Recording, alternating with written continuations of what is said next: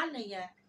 तो आगे नबी ने फरमाया इन्नल्लाह इस्तफ़ाहु अलैकुम, अल्लाह ने उसको तुम्हारे लिए पसंद किया है।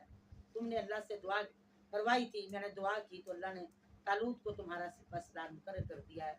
वज़ादहु बसतन फिल इल्मी वल जिस्म, माली ताकत ना देखो, अल्लाह ताला ने उसको इल्म और जिस्मानी यानी इल्मी और जिस्मानी ताक़ुव्वत अता की हुई है।